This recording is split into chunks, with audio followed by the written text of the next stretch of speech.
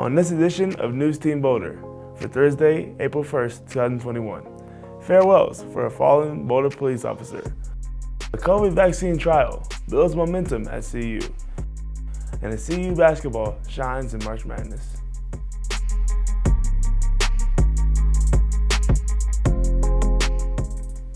Hello, welcome to NewsTeam Boulder. I'm Evan Batty. The mass shooting that took place last week at the King Soopers in Boulder killed 10 people and left the community heartbroken. Just 10 days before the incident, the city of Boulder was prohibited from enforcing its nearly 3-year-old assault weapons ban. CU students rallied on campus Monday. NewsTeam reporter Grace Karaginas found some students who dealt directly with the true cost of gun violence. With 7 mass shootings taking place in Colorado since 1993, memorials like the one in front of King Soopers remind some of the urgent need for gun control.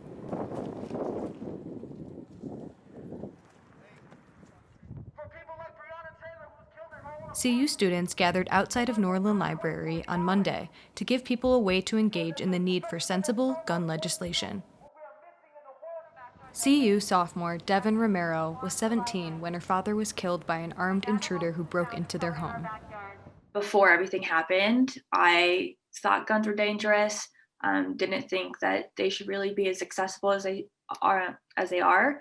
And I never thought it would happen to me until it did. And so the whole thing changing my perspective was I shouldn't have had to wait to lose someone to want to take the action.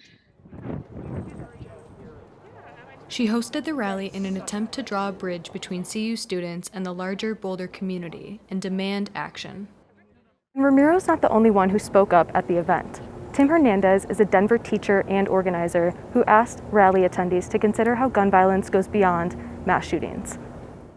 Gun violence is an economic justice issue. Gun violence is a community issue. Gun violence, we know, is not... And the solution? ...is a consistent, proactive approach to gun violence, not a reactive one. Romero says that she thinks the King Soopers shooting was preventable. Just having those better laws in place, and those kind of start with us banding together and demanding change, but it also really starts at a federal level. In the meantime, the community will come together, and organizations like the one Romero is a part of will continue to spread awareness until there aren't any more memorials like the one here in Boulder. On Tuesday, final tributes to the officer who died during last week's mass shooting in Boulder. A public funeral was held for Officer Eric Talley at the Flatirons Community Church in Lafayette Tuesday. The father of 7 was remembered as a brave man who loved family more than anything. Talley was one of 10 people killed when a gunman opened fire inside a King Soopers store in Boulder. When given a chance to help others, Eric did so selflessly and without hesitation. The Boulder Police Department will never forget Eric or his family's sacrifice. He is the first Boulder police officer to be killed in the line of duty since 1994. Boulder police are honoring the victims of last week's mass shooting. Police vehicles have been outfitted with a decal on the back that reads, "Always in our hearts," and in loving memory of those lost to the Boulder shooting. It goes on to list the names of the 10 people who died in that attack. The 21-year-old gunman who allegedly shot up the grocery store has been detained and charged. Investigators have not indicated a motive in the crime. Colorado men's and women's basketball teams played their final games last Monday, but with heavy hearts. Just before they took the court, both teams found out about the shooting in Boulder. The women's team was in Tennessee, playing in the second round of the Women's National Invitation Tournament. It just had me thinking about just how short life is, and then it kind of took my focus away from the game. It affected my mentality. Like I wasn't happy about the game. I was just going through the motions. Meanwhile, the men's team was playing in Indiana in the second round of the NCAA tournament against Florida State. You think about what you thought was what you once thought was important, like March Madness basketball game, reaching the championship, reaching the Final Four, Sweet 16 is now not really important anymore. Sometimes in life, you get to put things into perspective. Sure, both teams suffered defeat that night, but the loss back home was more devastating. Coming up, burglar strikes in CU fitness area. And later on, CU basketball looks to expand on Year of Achievement.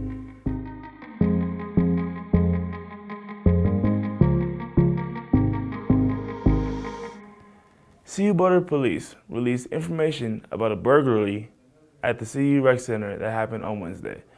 At approximately 2:30 p.m., a man entered the facility by providing false information to the staff. He then stole and ransacked multiple backpacks from hallway cubbies. The man took credit cards and cash from the backpacks. He even used one of the credit cards to purchase more than $400 in Visa gift cards at a local convenience store. The man seen in this security footage is also suspected of being involved in a similar incident at the rec center on Monday. He is described as a white male, over 6 foot tall, weighing between 250 and 280 pounds. His hair is short, possibly gray, and he has a tattoo on his right calf. He wore blue shorts and a Reebok sweatshirt. On Monday, he entered the rec center with a cane, but not on Wednesday. Anyone with information regarding this crime is encouraged to contact CUPD at 303-492-6666.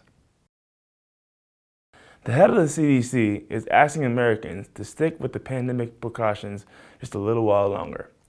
Monday, officials announced that the U.S. has surpassed 30 million cases of COVID, and parts of the country are seeing a steady rise of cases. The CDC director says the latest reports have her feeling an impending doom. We have so much to look forward to, so much promise and potential of where we are, and so much reason for hope. But right now I'm scared. I'm speaking today not necessarily as your CDC director, and not only as your CDC director, but as a wife, as a mother, as a daughter, to ask you to just please hold on a little while longer. I so badly want to be done. I know you all so badly want to be done. We are just almost there, but not quite yet. Dr. Walensky acknowledged that the U.S. has come a long way with 3 authorized vaccines. According to the CDC, about 143 million vaccine doses have been administered in the United States. Previous trials show that the Moderna vaccine protects those who are vaccinated from moderate and severe COVID infections. But the question remains, does the Moderna vaccine prevent people from spreading the virus? CU Boulder is among 21 universities participating in a study led by COVID-19 Prevention Network. 12,000 students are volunteering to get the jab. The purpose of this trial will tell us whether a person can become infected after they've been vaccinated, and whether the Moderna vaccine will stop the virus from spreading person to person. Although the research centers on college students, the findings will be applicable to the population at large. The findings are also key to making science-based decisions on mask use and social distancing. The study will follow the students for 5 months. The researchers hope to have final results before the fall 2021 semester. Coming up, we'll tell you what the weekend weather looks like in Boulder.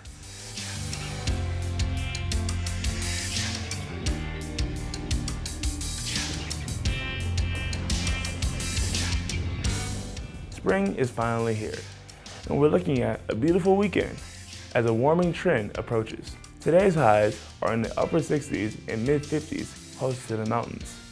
Calm, wind moving southeast at about 6 miles per hour will result in a mostly clear night and a low around 38. Over the next 4 days, temperatures will continue to warm with highs reaching the 70s across northeast Colorado. Friday is mostly sunny again with a high of 73 and a low of 40. Saturday will be looking pretty similar to Friday with another high of 73 and a low of 43 at night with mostly clear skies. Then on Easter Sunday, we'll see it get even hotter with temperatures reaching up to 79 with plenty of sunshine.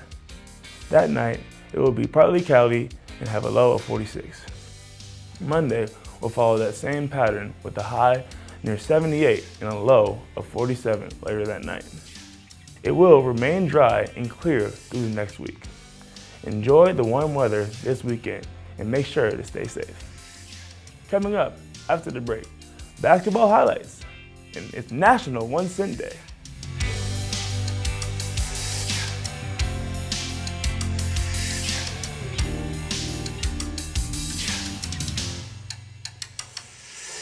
It's been 5 years since the last time the University of Colorado men's basketball program was in the NCAA tournament.